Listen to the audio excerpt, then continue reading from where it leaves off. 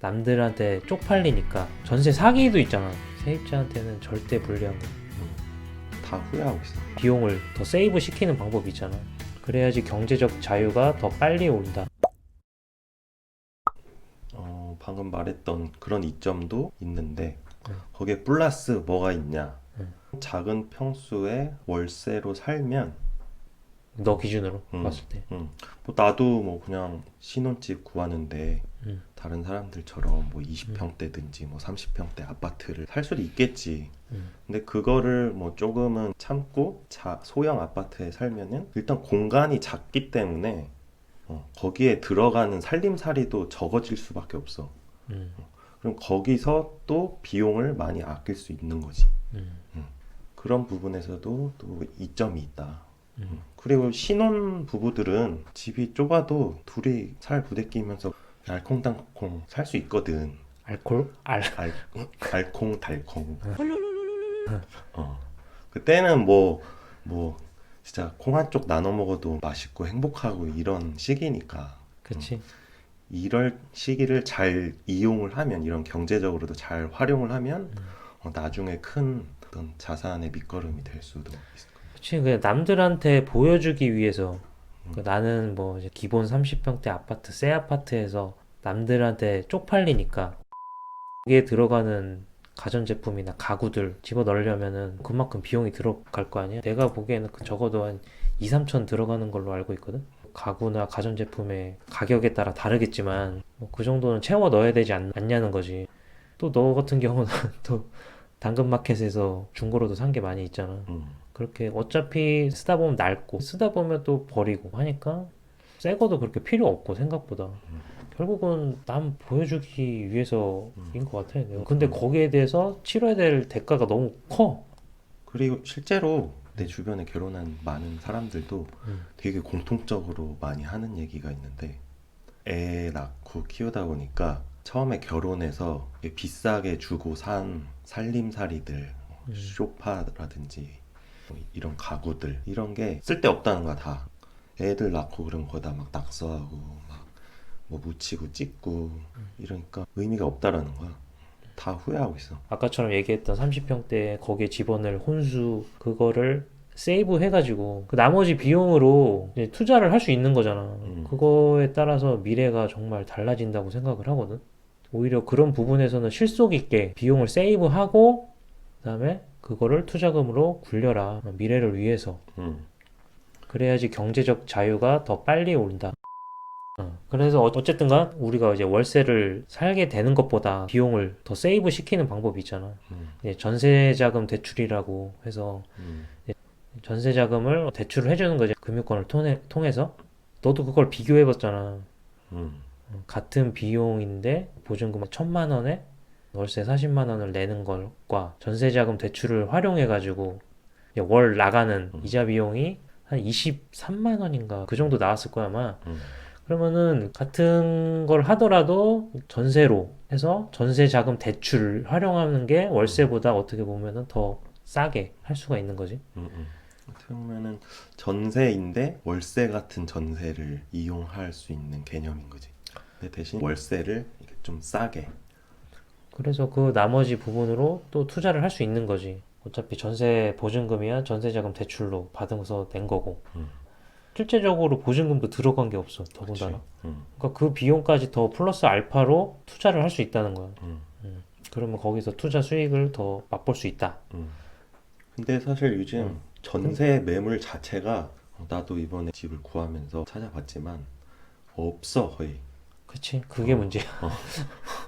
지금 뭐 정부가 부동산 규제하는 것들, 그리고 저금리, 집주인들도 전세 보증금 받아서 얻다가 수익을 못 내는 거야. 수익 낼 수 있는 수단이 그 사람들한테 마땅히 없는 거지.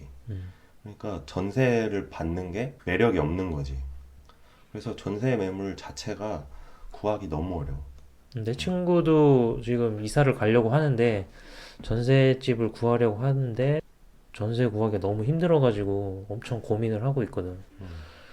그 친구도 대체 투자처가 없으니까 그런 고민을 하는 거야. 그러니까 사람들이 요즘에는 막 줄 서서 전세 얻으려고 하잖아. 막 악착같이. 그런 것 때문에 수요가 많으니까 전세가가 더 올라가잖아.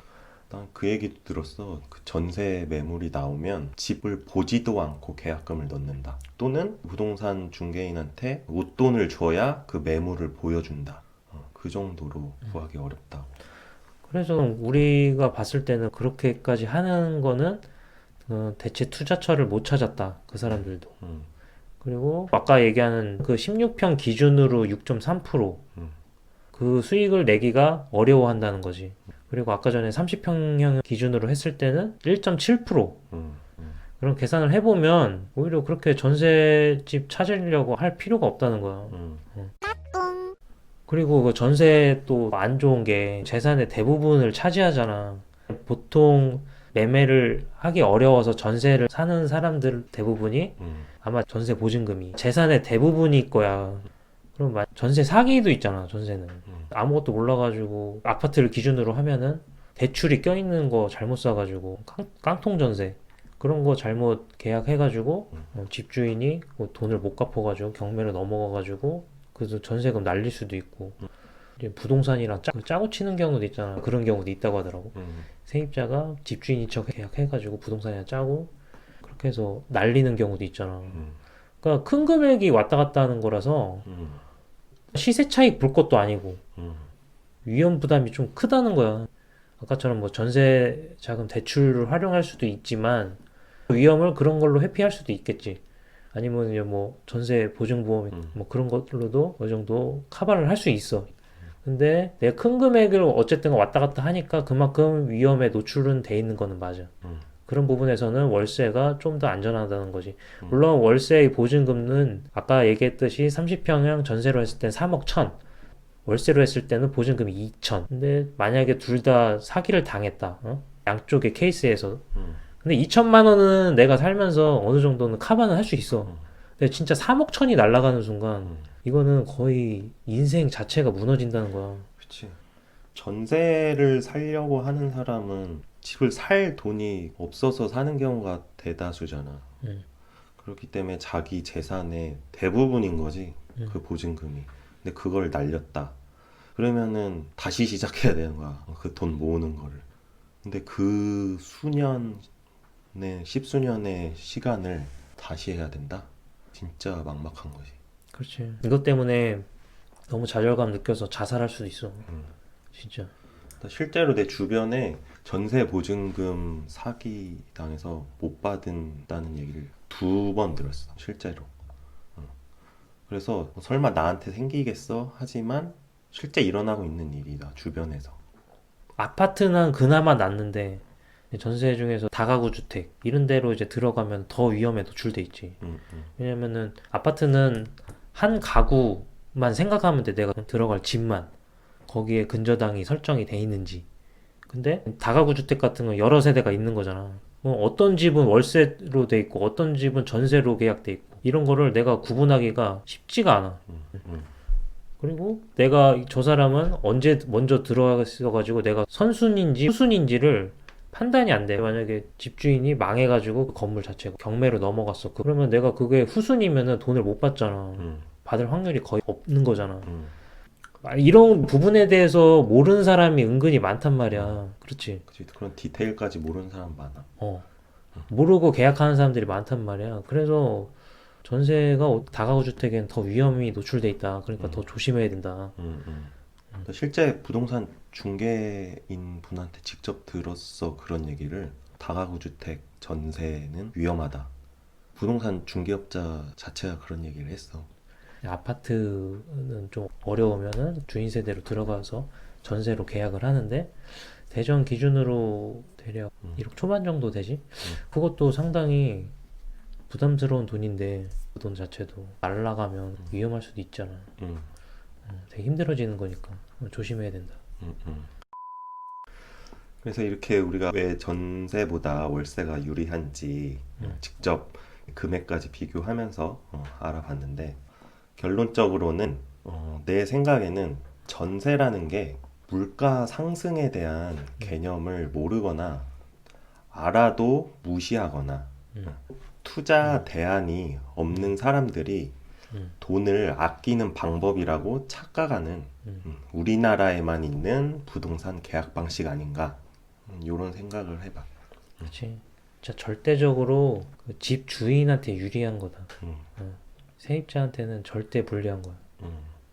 차라리 전세 대신 월세로 살고, 아까 얘기했듯이 월세를 살려면은 또 다른 대안 투자처가 있어야 되는데 그 투자에 대한 공부가 필요한 거지.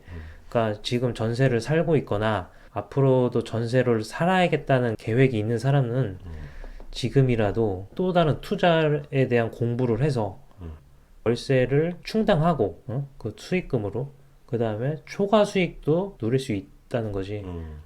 그런 혜택을 이런 공부를 통해서 투자를 통해서 누릴 수 있는데 그런 투자에 대한 공부가 없으면 이런 혜택을 알아도 그 혜택을 가져갈 수가 없다.